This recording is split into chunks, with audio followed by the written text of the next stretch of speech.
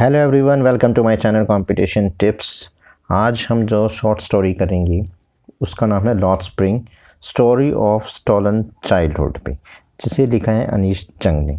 अब story start करने से पहले हम अनीश जंग के बारे में जान लेते हैं। अनीश जंग, जिनका जन्म हुआ है 1 जनवरी 1944 में, यानी कि उनकी एज 77 ईयर्स की हो गई है।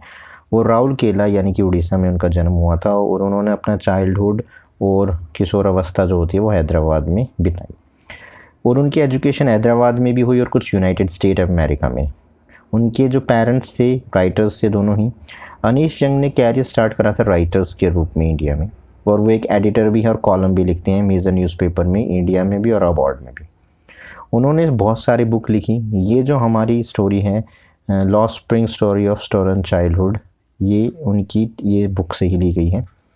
और इसके अंदर वो एनालाइज करते हैं कि पुअर्टी और जो ट्रेडिशंस हैं, यानी कि गरीबी को किस तरीके से एक ट्रेडिशंस के रूप में जोड़ के बच्चों की लाइफ को कैसे एक्सप्लोटेशंस किया जा रहा है। तो ये हम इस स्टोरी में देखते हैं। इसमें 2 स्टोरी हैं। पहले का है तो हम पहली स्टोरी देखते हैं। Some time I find rupees in the garbage. तो ये एक रैग पिकर की कहानी है जिसका नाम है साहिब आलम, लेकिन इसमें साहिब से बोला जाता है। तो कहानी स्टार्ट होती है एक सुबह पे। जो हमारे राइटर है वो पूछती हैं, तुम ये क्या कर रही हो? मैं साहिब से पूछा, जब मैं रोज़ कूड़े के ढेर पर सोने की खोज करते हुए पड़ोस में उससे मिलता हूँ। साहिब ने अपना घर बहुत पहले छोड़ दिया था। हरियाली के बीच में बनी उसे अपने घर की ज़रा भी याद नहीं आती थी। उसकी माँ ने उसे बताया था कि बहुत सारे तूफ़ान आए जिससे उसके घर और खेत को उजाड़ दिया।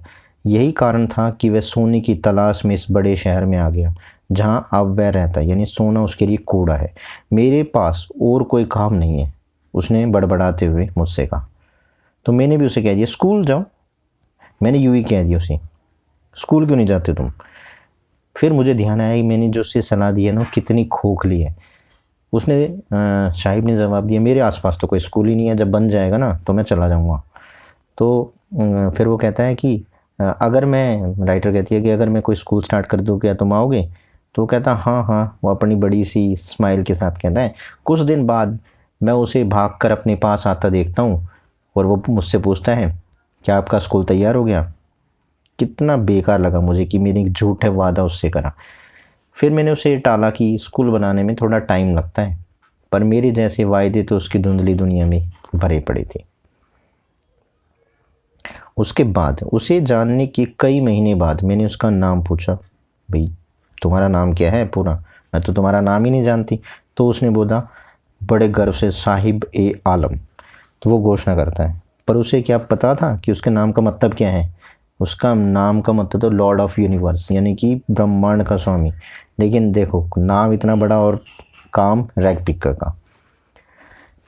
तो उसके अपने नाम के मतलब से ही बिल्कुल अलग काम था। अब वो बता रहे हैं, यानी कि जो उसके साथ लड़के थे उनके बारे में डिस्क्राइब यहाँ पे राइटर कर रहा है कि वो सारे ना नंगे पैर घूमते थे। उनके पैरों में न तो शूज़ होते थे न चप्पल होती थी। वो सुबह पक्षियों की तरह निकलते और दोपहर होते होते गायब हो जाते हैं। दोपहर के बाद वो कभी नहीं दिखते थे, उनका काम दोपहर तक था। कई महीनों के बाद मैं उन्हें जान पाया कि कौन कौन क्या क्या इनका नाम है, कैसे कैसे दिखते हैं। तो एक से मैंने पूछ लिया, तुमने चप्पल क्यों नहीं पहन रखी? मैं उनमें से एक से पूछता हूँ। उसने कहा, मेरी माँ ने इन्हें सेल्फ के नीचे नहीं उतारा।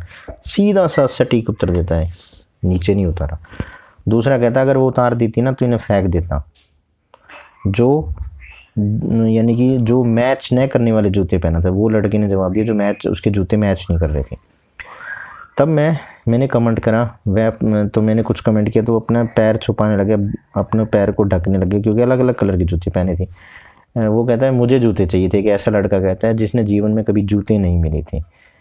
देश में इस तरह के दूसरी तरफ मैंने देखा है कि बहुत सारे लोग एक शहर से दूसरे तरफ जाते हैं, नंगे पैर चलते हैं। तो जब उनसे पूछा जाता आप ऐसे क्यों नंगे पैर क्यों चल रहे हो, तो वो सीधा सा जवाब देते हैं कि नंगे पैर रहना गरीबी नहीं है, बल्कि एक ट्रेडिशंस है। मैं सोचता हूँ कि कहीं यह लगातार चलने वाली गरीबी को समझने का एक प्रयास मात्र तो नहीं है, यानी कि एक तरीका तो नहीं है। यानी कि यहाँ पे राइटर कह रहा है कि देखो, गरीबी को वो अगर जूते अफोर्ड ही नहीं कर पाते, जूते और चप्पल खरीद ही नहीं पाते, तो कह दिया जाता है भाई ये तो इनका ट्रेडिशन है, नंगे पैर ही रहना है। तो इस तरीके से गरीबी को टालने का ये तरीका है। फिर यहाँ पे राइटर हमें एक कहानी बताता है जो उडीपी की है। वो कहता है कि मुझे एक कहानी याद आई है जो उडीपी की एक आदमी ने उसे सुनाई थी, एक व्यक्ति ने उसे सुनाई थी, जो छोटे लड़के के रूप में स्कूल जाते हुए एक मंदिर के पास से गुजरता था जहाँ उसका पिता पुजारी था। कुछ देर के लिए मंदिर पर रुककर वह एक जूते की जोड़ी यानी कि एक शू मांगता था और प्रेयर करता था गॉड से कि मुझे एक शू की जोड़ी दे दो। 30 साल बाद राइटर उस सिटी में और उस टेम्पल में गया जो अब बिल्कुल गरीब हो चुका था। मानी वो शहर भी अब थोड़ा थोड़ा गरीब हो चुका था, मंदिर भी अब ऐसे ही, टेम्पल सब डाउनफॉल थे। पीछे के आंगन में जहाँ एक नया पुजारी रहता था, लाल और रेड और वाइट कलर की कुर्सियाँ पड़ी थी यानी कि चेयर्स पड़ी हुई थी, और ग्रे कलर की यूनिफॉर्म और सॉक्स और शूज़ थे। एक छोटा सा लड़का भागता हुआ आया, उसने अपना स्कूल बैग फोल्डिंग बैग पे पटक दिया। मुझे वह प्रार्थना याद आई जो एक लड़के ने देवी से की थी कि उसे एक जोड़ी जूते मिल जाएं। मैं इन जूतों को कभी न खाऊं। उसने देवी से ये प्रेयर करी या कि मुझे एक जोड़ी जूते दे दो और मैं ऐसे जूते दो जिसे मैं खो ना पाऊँ। पुजारी के बेटे की तरह छोटे लड़के अब जूते पहनने लगे थे। फिर ये कह रहा है कि बहुत सारे अब जूते पहनने लगे, लेकिन जो मेरे आसपास थे ना, जो रैग पिकर थे, वो अभी भी नंगे पैर रहना ही पसंद करते थे, पसंद भी करते थे, उनके पास जूते थे भी। आगे वो कह रहा है कि जब मैं इनको जानने लग गया, काफ़ी टाइम हो गया, एक एक को पहचानने लग गया, तो उन्होंने मुझे बताया वो कहाँ रहते थे। तो मैं उनसे मिलने के लिए सीमापुरी गया। ये दिल्ली में ही है। तो यहाँ पे जो हमारे राइटर हैं वो डिस्क्राइब कर रहे हैं कि सीमापुरी कैसा है, कैसे कैसे जगह है, कितना दूर है। तो चलिए, कूड़ा बीनने वालों की मेरी पहचान मुझे सीमापुरी ले गई, जो दिल्ली के किनारे बसा है, दिल्ली से बड़ी दूर है। यहाँ रहने वाले लोग क्या है, अनऑथराइज लोग हैं, यानी कि वो ऑथराइज नहीं है, कानूनी तरीके से नहीं रहती। और वो कह रहे हैं ये बहुत पहले से, यानी 1971 में 1971 में ही बांग्लादेश से चले आए थे, यानी कि मोस्टली बांग्लादेशी हैं। जो साहिब है उसका परिवार भी इनमें से एक है। सीमापुरी इन दिनों जबकि ये कहानी लिखी गई थी वीरान था, मतलब खाली था। अब तो भरा हुआ है, अभी भी है, पर अब उतना खाली नहीं है। यहाँ पर लगभग 10,000 यानी 10,000 रैग पिकर्स हैं। वो उनके पास न तो कोई सीवेज है, न कोई नाली है, यानी कि ड्रेनेज भी नहीं है, और पीने के लिए रनिंग वाटर्स भी नहीं है, कुछ नहीं है। यानी कि और लाइट तो है ही नहीं। उनके जो घर है ना वो टीन और टारपिन की बनी छतों के नीचे, यानी कि उनकी छतें भी पक्की नहीं है। बिना किसी आइडेंटिटी के वो यहाँ 30 सालों से भी अधिक टाइम से रह रही हैं। 30 साल उनके पास कोई आइडेंटिफाई, अनऑथराइज तरीके से वो यहाँ पे रह रहे हैं। उनको यहाँ रहने का कोई परमिट भी नहीं है, यानी कि उनके पास कोई ऐसा डॉक्यूमेंट नहीं है जिससे वो प्रूफ कर पाएँ कि ये उनकी जगह है।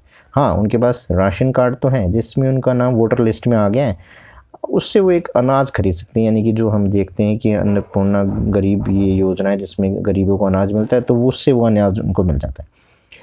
वो कहते हैं ज़िंदा रहने के लिए पहचान से अधिक भोजन की ज़रूरत है, यानी कि हमें ज़िंदा अगर हमें ना, तो हम वो ज़रूरी है हमें खाना मिल जाए। हमें आइडेंटिफिकेशंस की ज़रूरत नहीं है कि लोग हम कोई डॉक्यूमेंट दें। अगर दिन ढलने पर हम अपने परिवार को खाना दे सकें और वो बिना पेट दर्द के सो सकें, तो उन खेतों की जगह जिसे कोई अनाज ही नहीं होता था, हम यहाँ रहना अधिक पसंद करेंगे। ये किन्होंने कहा? ये जो वो औरतों का एक ग्रुप था जिनकी साड़ियाँ भी फटी हुई थी, उन्होंने मुझे ये कहा।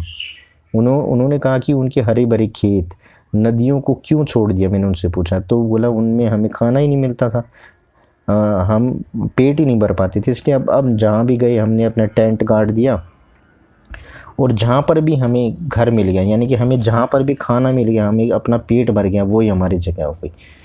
हमारे सर पर छत की मतलब है कि हम अपना पेट भर लें, हम खाना मिल जाए, ये हमारा है। तो आगे का डिस्क्राइब करता है, तो वो बोला फिर इस तरीके से वो यहाँ पे जो राइटर उसने डिस्क्राइब करा कि देखो कुछ फैसिलिटीज़ नहीं है उनके पास, फिर भी वो इतनी दूर रह रहे हैं, न पीने का पानी है, न सीवेज है, न कुछ है, लेकिन बस उनके पास ये है कि ये राशन कार्ड है जिनसे उनको कुछ खाना मिल जाता है, जिनसे उनको पेट भर जाता है, यही उनकी सेटिस्फैक्शन से। वो फिर वो बता रहा है साहिब, कभी कभी मुझे ना 1 रुपये मिल जाता है कूड़े में, 10 का नोट भी मिल जाता है। साहिब कहते हैं उसकी आंखों में चमक थी। अगर किसी कूड़े के ढेर में आपको एक सिल्वर कॉइन मिल जाए ना तो आप उसे उस कूड़े में ढूंढने लग जाएंगे, क्योंकि आपको लगता है कि एक कॉइन मिला, हो सकता है दूसरा कॉइन मिले। ऐसा लगता है कि बच्चों के लिए कूड़े का अर्थ वह नहीं है जो उनके माँ बाप के लिए। बच्चों के लिए तो यह एक विस्मय से लिपटा, यानी कि खुशी, एक मज़ा आता उन्हें इसको करने में, और बड़ों के लिए इसका अर्थ जीवन है। यानी बच्चे जो कूड़ा है उनको तो लगता है कि 1 रुपये मिल जाएगा, 2 रुपये मिल जाएगा, कुछ पैसे मिल जाएंगे, कोई चीज़ मिल जाएगी, उसे वो काम मिले नहीं। बाकी वो कूड़े जो है वो तो उनकी माता और पिता वो ही बेचते हैं, तो उनके लिए मतलब कूड़ा बीनने का काम है पेट भरना, और उनके लिए है पैसे, कुछ एडवेंचर्स था उनके लिए थोड़ा सा। तो अब सर्दियों की एक सुबह मुझे पड़ोस के क्लब में साहिब मिला। वो गेट पर खड़ा होकर देख रहा था। वह सफ़ेद कपड़े पहने, यानी कि 2 जो लड़के थे, युवक थे, वो टेनिस खेल रहे थे। तो मैंने देखा तो वो मुझे बोला कि साहिब बोला, मुझे ये जो गेम खेल रहे हैं मुझे बहुत पसंद है। वो अंदर पहुंच रहा था, तो जब उसने ये मुझे बताया कि जब आसपास कोई नहीं होता ना तो वो गार्ड होता है ना, तो वो मुझे अंदर आने देता और मैं ये गेम आराम से खेल लेता हूँ। अगर और कोई देख रहा था वो मुझे अंदर नहीं आने देता। अब साहिब भी टेनिस के शू पहने हुए था। हालांकि ये जो शूज़ थे ना उनके कलर जो थे वो उसमें नहीं, जो उसके कलर से मैच नहीं कर रहे थे। किसके? उसकी शर्ट्स के। उसकी शर्ट और निक्कर जो थी वो उसका कलर फेड हो गया था, बिल्कुल पुराने थी। तो वो बताता है कि मुझे ये शूज़ किसी ने दिए हैं, ये जूते हो सकता है, वो यहाँ पे राइटर बता रहा है कि जूते हो सकता है किसी रिच लड़के के हों, जिसमें अब एक सुराग हो गया, एक होल हो गया, तो उसने छोड़ दिया। उसने कहा मैं नहीं पहनूंगा। लेकिन उस बच्चे के लिए जिसने कभी जूते देखे ही नहीं हो, उसके लिए एक छोटा से होल होने से तो उसके लिए जूते मिलने ज़्यादा महत्वपूर्ण है। यानी कि उसके सपना जूते पहनना है, थोड़ा सा अगर फटा हुआ तो भी उसके लिए कोई नहीं। इसलिए वो कह रहा है कि यहाँ पे नंगे पैर घूमने वालों के लिए छेद वाले जूते किसी सपने के सच्चे होने के समान है। पर जिस खेल को वह इतने ध्यान से देख रहा है वह उसकी पहुँच से परे। यानी कि यहाँ पे राइटर कहना है कि वो जो टेनिस देख रहा है ना वो अमीरों का गेम है, वो नॉर्मल एक रैग पिकर का गेम नहीं है। फिर भी वो कह रहा है कि मुझे ये गेम अच्छा लगता है। फिर ये काफ़ी दिन के बाद एक सुबह साहिब मुझे मिल्क बूथ पर मिला। उसके हाथ में एक स्टील का जार था, मतलब दूध लाने का जो जार होता वो था।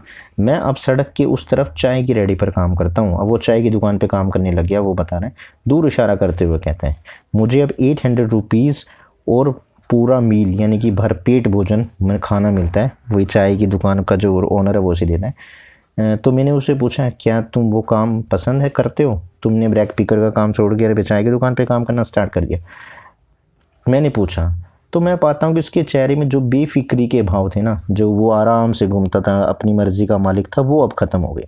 स्टील का जार उस प्लास्टिक की बोरी से तो भारी था ही, जिसे वो आराम से अपने कंधे पर उठाया करता था। उसका जो बैग था वो बिल्कुल हल्का था, रैक। और अब ये जो उसके स्टील का जार दे दिया गया बहुत भारी था, और उसके बेफिक्री के जो भाव थे ना वो भी अब ख़त्म हो गए। जार चाय की दुकान के ओनर के मालिक था। जो जार था वो उसकी शॉप के जो ओनर था उसी का था। अब साहिब खुद का मालिक ही नहीं रह गया, यानी कि अब साहिब खुद का मास्टर नहीं था।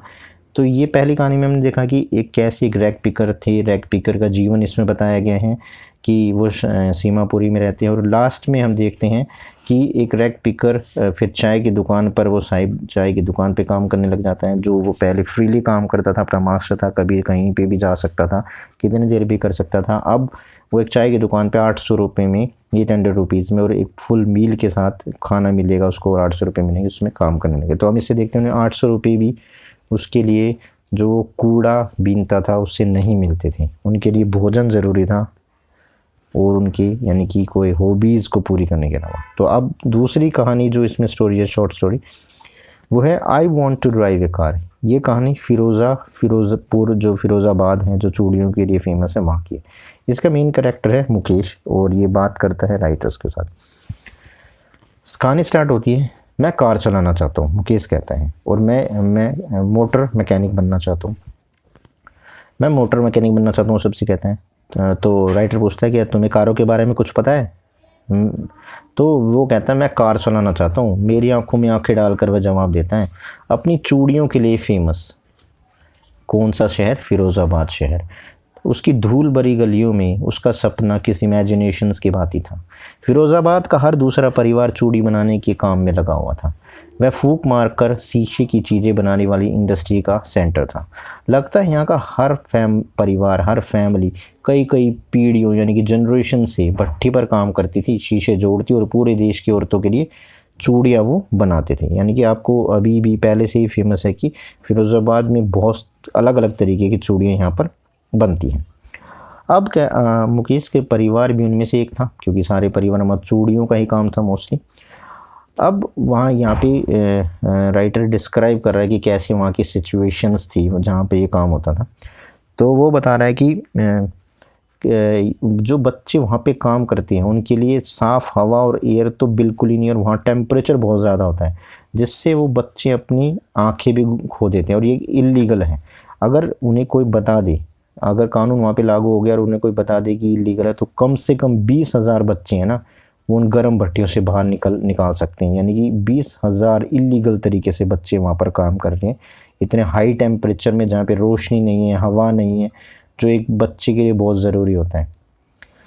और ये बता रहा है कि वहाँ अपना दिन का समय बिताते हैं इतनी गर्मी में, जहाँ पर रोशनी नहीं है, हवा नहीं है, तो वो धीरे धीरे अपनी आँखों की चमक खो देते हैं। मुझे अपने घर ले जाने पर मुकेश जिद करने लगा, बोला मेरे घर चलो प्लीज़, मेरे घर चलो। उसे गर्व के साथ वो बताता है उसका घर फिर से बन रहा है, जैसे कि अब वो डिस्क्राइब यहाँ पे राइटर कैसे कैसे उसका घर बन रहा है। तो अब यहाँ पे जा रहा है, कूड़े से बदबूदार गलियों को हमने पार किया, गिरती हुई दीवारों वाली झोपड़ियाँ जिन्हें घर कहते हैं, इनके कमज़ोर दरवाजे, खिड़कियाँ नहीं हैं आज। यानी कि जो मैन और जो एनिमल्स हैं उनके परिवार ऐसे लगता है बहुत सालों पीछे जैसे हम जीते थे वैसे वहाँ जिया जा रहा उस टाइम। ऐसे ही एक दरवाजे पर वह रुकता है, लोहे के एक कमज़ोर दरवाजे पर वह ज़ोर से ठोकर मारता और धक्का देकर खोलता है। हम एक अधमुने झोपड़े में प्रवेश करते हैं। अंदर गया वो सूखे घास का छप्पर था, एक हिस्से में लकड़ी जलाने वाला चूल्हा था और एक बर्तन उस पर रखा हुआ था। पालक की पत्तियाँ उबल रही थी, कटी हुई सब्जियाँ एक बड़े से एल्युमिनियम जो थाल होते हैं बड़े बड़े उसमें रखी हुई थी। एक पतली सी लड़की पूरे परिवार का शाम का खाना वो बना रही थी। धुएं भरी आँखों से वो मुस्कुराई। वह मुकेश के बड़े भाई की वाइफ थी। उम्र में कोई ज़्यादा बड़ी नहीं थी, लेकिन उसे ये गर्व था कि उसने तीन पुरुष माने 3 मैंस का, कौन, एक तो उसका पति और मुकेश खुद और उसका पिता, यानी कि 3 आदमियों का उसका रिस्पॉन्सिबिलिटी उसके ऊपर आ गई थी।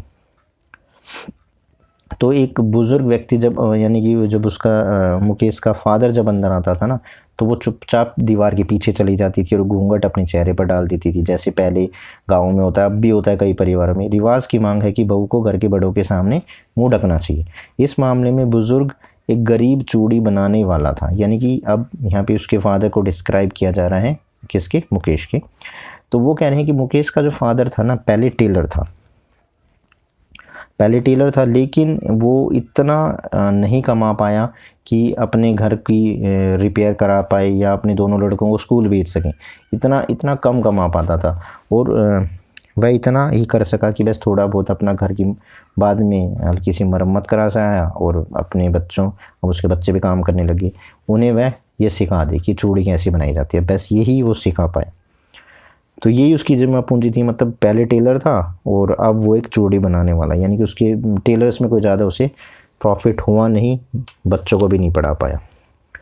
अब वो एक मुकेश की दादी भी वहाँ पे थी, वो कहती है अब भाई इनका कर्म है और इनकी जो डेस्टिनी है ना, मतलब भाग्य और कर्म है ना, उसको कौन बदल सकता है, ऐसे कहती है।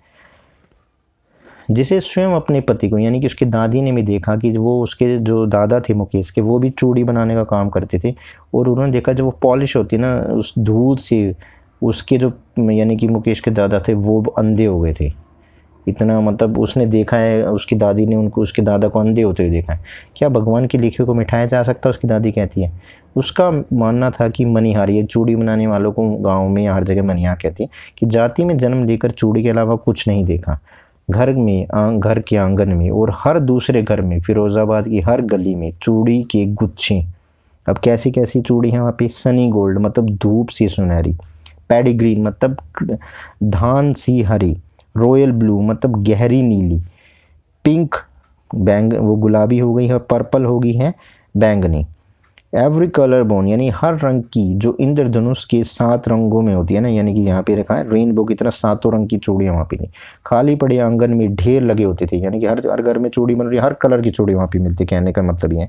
और इन 4 पहियों वाली रेडियो पर उन गंदे मकान की शहरी की गलियों में जो कौन खींच रहा है उसको, यंग लड़के खींच रहे हैं, यानी कि रख रख के उनको रेडी में ले जा रहे हैं। 4 पहियों की जो सब्जी बेचते हैं ऐसे उन रेडियो में लेके अलग अलग जगह ट्रांसपोर्ट किया जा रहा है, जहाँ बनती है वहाँ से फिर दूसरी जगह, और फिर बाद में पैकिंग हो के ऐसे जाती है। और अंधेरी झोपड़ियों में टिमटिमाते तेल के लैंप के लोगों के पास लड़के और लड़कियां अपनी माता और पिताओं के साथ बैठे शीशे के रंगीन टुकड़ों को जोड़कर गोल चूड़ियाँ बनाते। उनकी आंखें बाहर के प्रकाश यानी कि बाहर जो रोशनी है ना उसकी इतनी फैमिली हो गई थी, जो बाहर रोशनी थी उसकी से ज़्यादा बेटर वो अंधेरे में काम करने लग गए थे। अंधेरे में उनकी आंखें ज़्यादा एडजस्ट होती थी, इतने ज़्यादा उन पर असर पड़ गया था आँख पे, वो बाहर भी नहीं देख पाते थे। उनकी आंखें रोशनी को झेल नहीं पाती थी, दिन की सूरज की रोशनी को।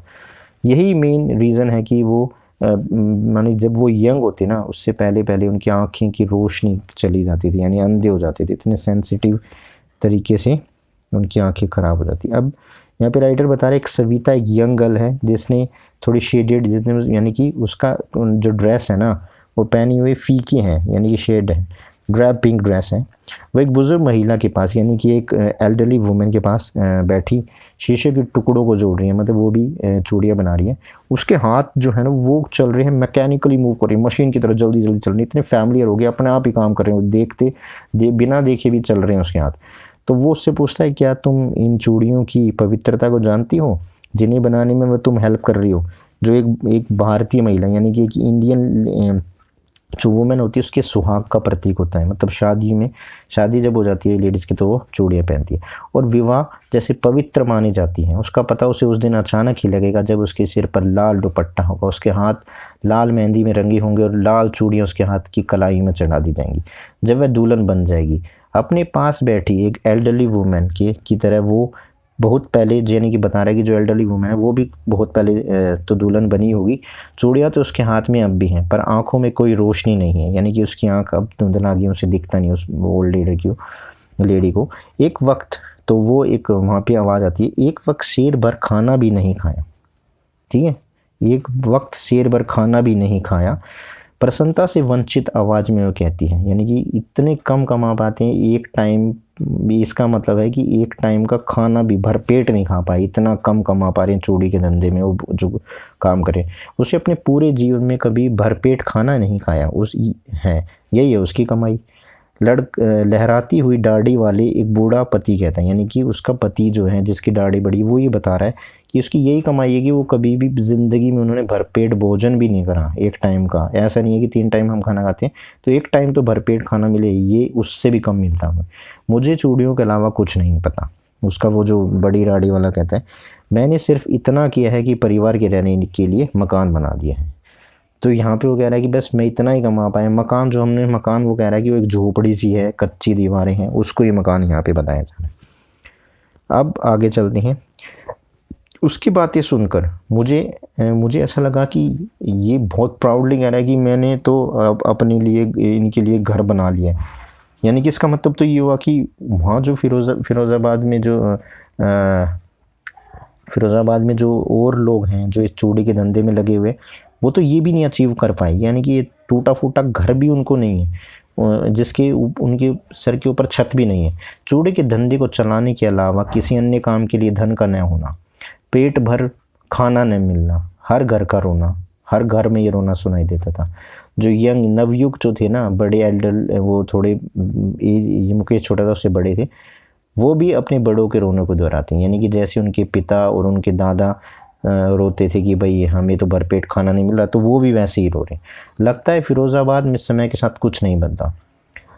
अगर हम मस्तिष्क को स्तब्ध करने देने वाले वर्षों के परिश्रम में सारी नेतृत्व क्षमता और सपन देखने के सामर्थ्य को मार देते हैं। कह रहा है हम अपने दिमाग में देखिए तो कितना हार्ड वर्क करते हैं, कितना पेशेंस के साथ करते हैं, और फिर भी उन्होंने कुछ नहीं मिलता। नए नए घर हैं, न उसके ऊपर छत है, न उन्हें भरपेट खाना मिल रहा है, कुछ नहीं मिल रहा। तो ऐसे ही उनको देखकर हर घर में रोना है कि वो भूखे हैं, हमें खाना नहीं मिल रहा है। तो एक ग्रुप खड़ा होता है लड़कों का, यंग लड़कों का, तो वहाँ पे अब राइटर जाता है, वो पूछता है तुम एक कोऑपरेटिव क्यों नहीं बनाते, यानी कि एक सहकारी संस्था क्यों नहीं बनाते। मैं एक ग्रुप ऑफ यंग्स मैन से पूछा जो दलालों के चक्कर, मतलब जो होते हैं मिडल्स मैन, दलालों के चक्कर में फंस गए थे, तो जिससे उनके पिता और उनके पूर्वज, यानी कि हम कह सकते हैं अगर इंग्लिश में कहें तो फादर और फोर फादर, यानी पिता और उनके पिता, यानी उनके दादाओं को भी फंसा रखा था इन मिडल्स मैन ने। तो उनमें से एक बोलता है कि अगर हम ग्रुप बना लेंगे ना तो पुलिस हमें ही पकड़ लेगी, कैसे न कैसे हम पर इलीगल काम का चार्ज लगा के हमें जेल में डाल देगी। और वो कहता है कि हमारे बीच में न कोई लीडर है जो हमें समझा सके कि कैसी चीज़ों को अलग ढंग से देखना है, कैसे हमें इन चीज़ों से निकलना है। वो कह रहे हैं, वो यहाँ पे राइटर बता रहे हैं कि जो उनके पिता थके हुए हैं ना, वैसे ही वो भी थक चुके हैं।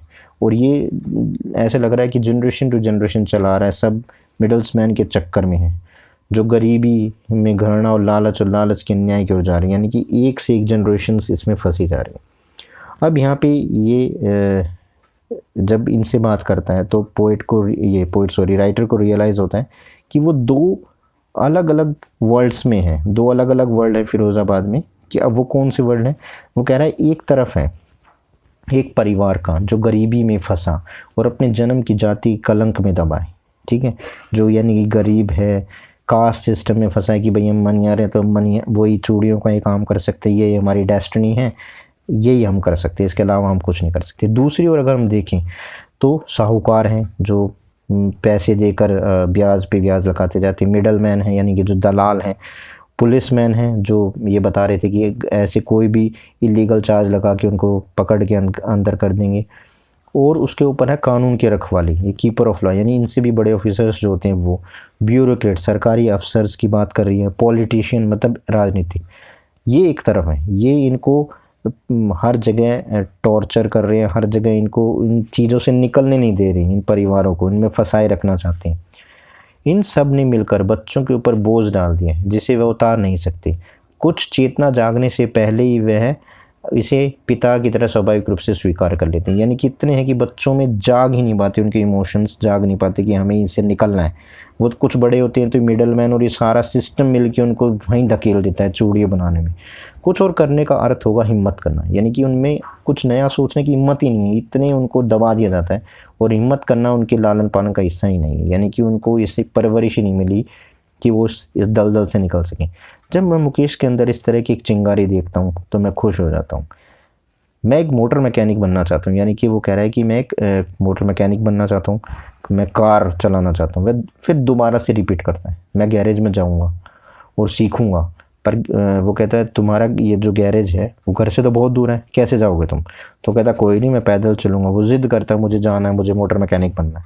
तो ऐसे ही राइटर उससे पूछता है क्या तुम जहाज उड़ाने का सपना नहीं देखते क्या? तुम कार ही चलाना चाहते हो, ये मोटर मैकेनिक ही बनना चाहते हो, जहाज के उड़ाने के सपने देखो। तो वो थोड़ा सा चुप हो जाता है, फिर वो धरती की तरफ देखते हुए कहता है नहीं, मैं अपने कार के जो सपने हैं ना उसी से ही संतुष्ट हूँ। हमारे जो शहर की गलियों में वही कार चल सकती है और फिरोज़ाबाद में एरोप्लेन तो वैसे भी नहीं उड़ती। तो ये दो कहानियाँ थी, साहिब की और मुकेश की। तो ये दोनों में दिखाया गया कि किस तरीके से वो अपना जीवन बसर कर रहे हैं, कितनी गरीबी है। दोनों ही कंडीशंस में हम देखते हैं कि उनको पेट भरने का खाना भी नहीं मिलता, यानी कि वहाँ पर वो मुकेश की दादी बता रही थी कि उन्होंने कभी 3 टाइम में से 1 टाइम भरपेट खाना भी नहीं मिला। ऐसे ही हम साहिब की देखें तो वो पहले कूड़ा बीनने का काम करता है और बाद में 800 रुपये महीना के हिसाब से पूरे महीने काम करता है और उसके लिए दूध भी लाएगा और सिर्फ 800 रुपये और खाना, वो यही उनकी कमाई थी। तो ये थी आज की शॉर्ट स्टोरी। मिलते हैं नेक्स्ट वीडियो में। Have a nice day.